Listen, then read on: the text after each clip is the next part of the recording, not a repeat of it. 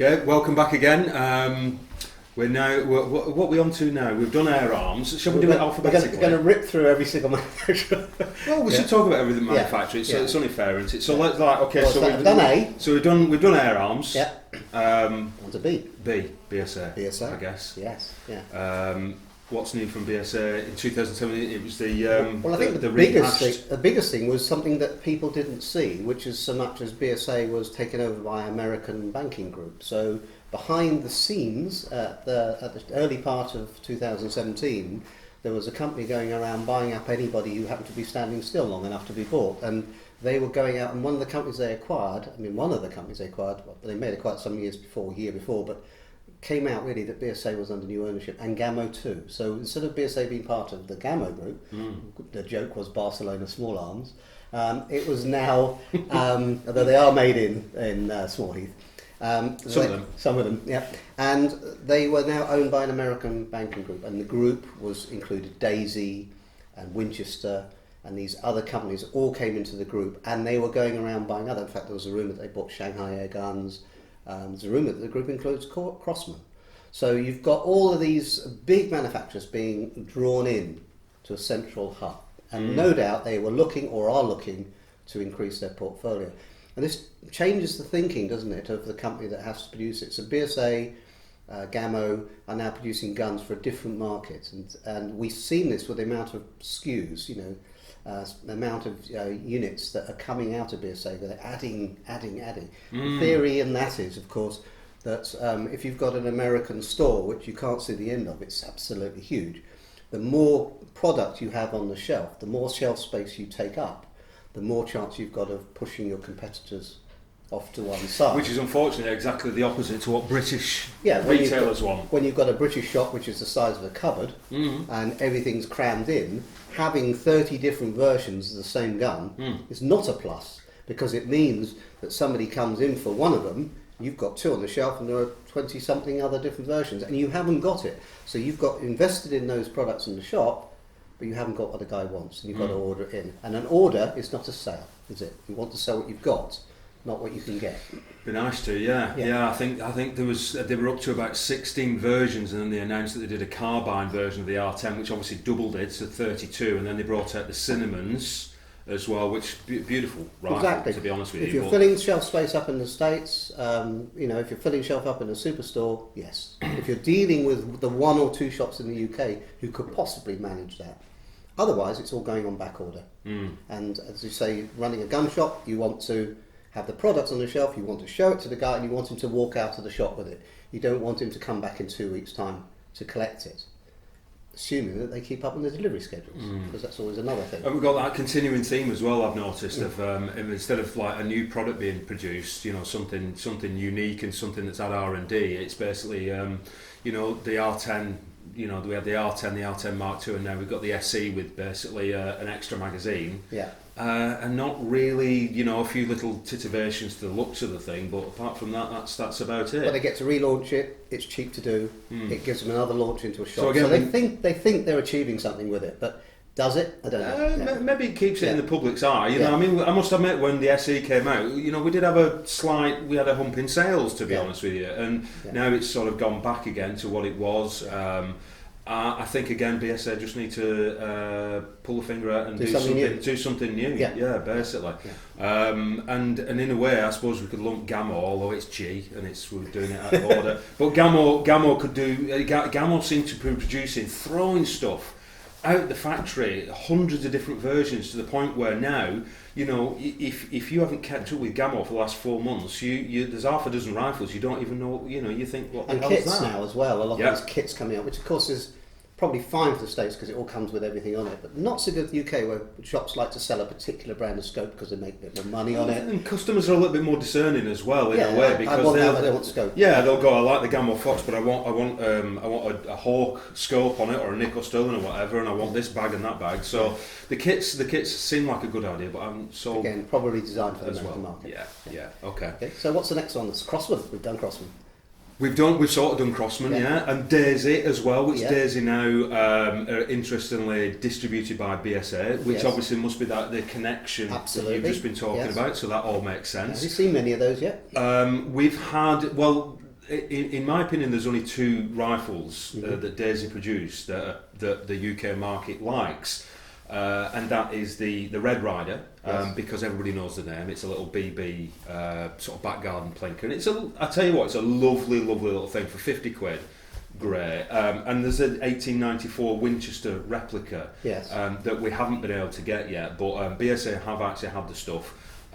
We've got the stuff off them, we've sold it, people love it, and it's reliable. I like Daisy. And do you know what, if you're a little bit bored, and you want to see something interesting in the airgun industry, have a look at Daisy, go onto their YouTube channel, or just have a look at them. I tell you what, they've got a lovely, absolutely lovely family orientated business going.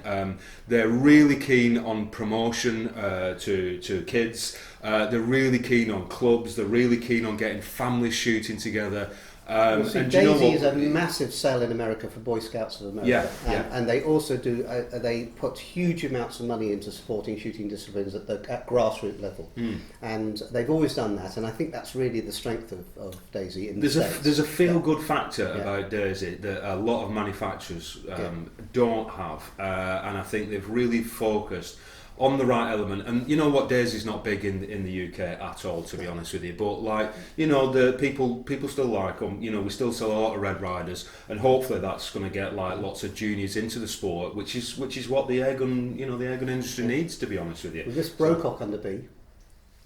We did miss Brokaw, and then we've got the thorny subject of D for Daystate as well. I don't know where you want. I mean, Brokaw did the Bantam at the early part of the year. Yeah. So it's actually a natural development of the Compato. Yeah. So it's a nice rifle. It is. It's a bit expensive for Brokaw, but it seems to sell all right. Well, do you know what was really good is that the Brokaw guy, Terence, came in the shop, and this is really, I know this sounds weird to the viewers, but it's really unusual when the manufacturers come into retailers and say, how can we help you? What do you want? How can we make your life better? Etc. etc. And Terence from Brokaw came in, and he actually said to me, he says, how are things going? What do you need? What do you want? How can we? And I said, look, you know what? The Bantam is £100 overpriced. And you know, I'm always full of that, but you know, you sort of think, well, if none of it gets followed generally, but you know, you think, well, I'll give my opinion anyway, because that's what he's asking for. And I'm not saying it was because of me, because I'm sure lots of people said exactly the same thing. Lo and behold, what was it? 8 weeks later, we had £100 price reduction on the Bantam. So absolutely, So they could do it. I think, to be honest with you, I think they struggled to do it. Yeah. But it's that old case of shit or get off the pot, isn't exactly it, really? right, Let's either sell Bantams or not sell Bantams. And actually, it turns out now that they're evidently sold out. And the Bantam's been a lovely, it's been a good seller, actually, and they've done some really good promotions on it. So actually, from my point of view, from a retailer's point of view, Brokaw have done a really good job this year. And I know they've had the problems. I know that the first Compatos that came out were shit.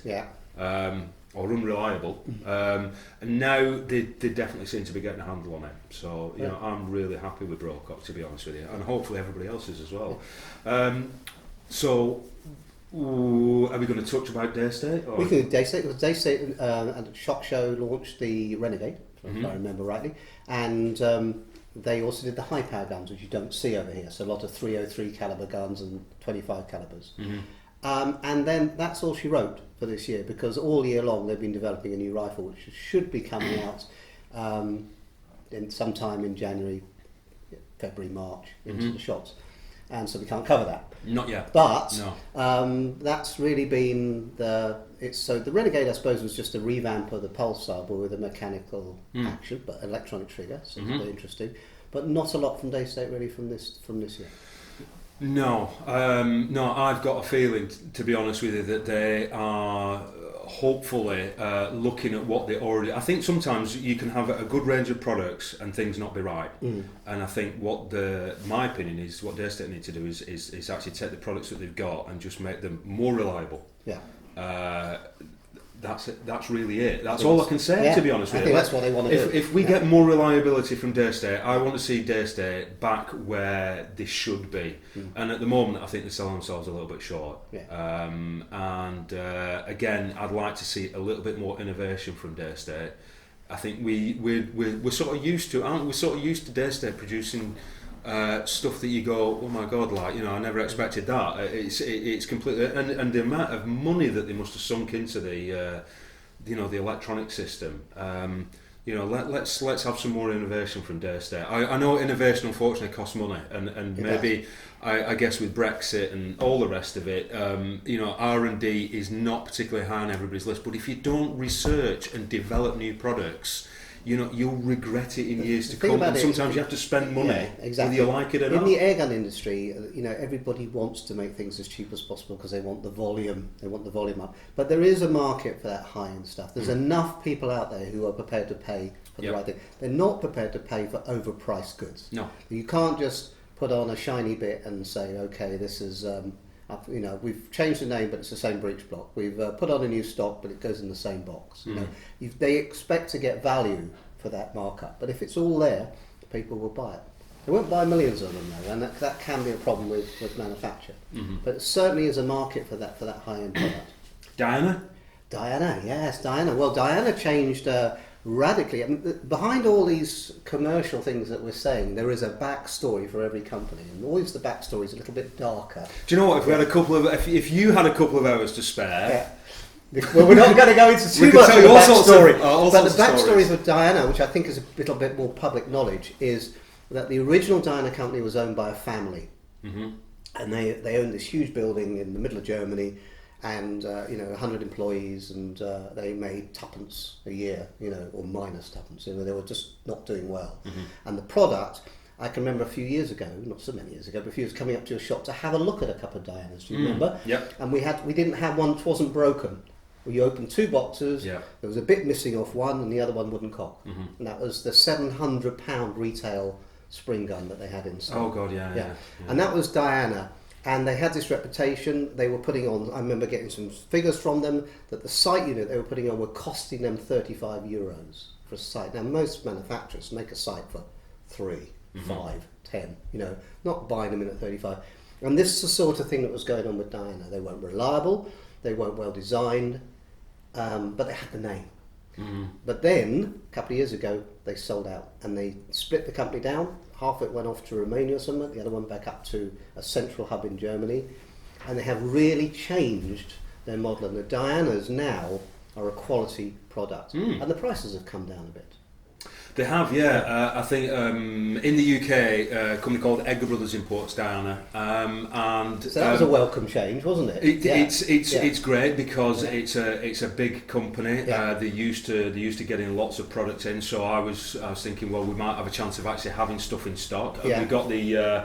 In fact, actually, I think that was a new gun of 2017, the N-Tex, which was the Diana with the gas ram inside them, which actually turns out that they're absolutely fabulous and £300, so about the same price as an HW95. So I think actually that Diana are on the up again. And they deserve it. And I'm hoping to see more Dianas. I know we've got quite a few fans who watch this channel who really rate Diana, and they did do some lovely stuff. So let's hope that Diana actually keep it up and we start seeing some interesting stuff in 2018. Well, I hope we won't have 26 letters to go through. But what have we got next? E by gum.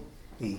What have we got under E? I don't think there's anybody under E, is there? Okay, so we'll move on. You can tell this is well rehearsed, can't we? Well, we could. Done Gammo.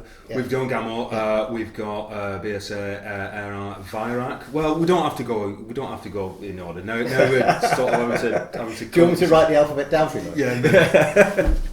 Yeah.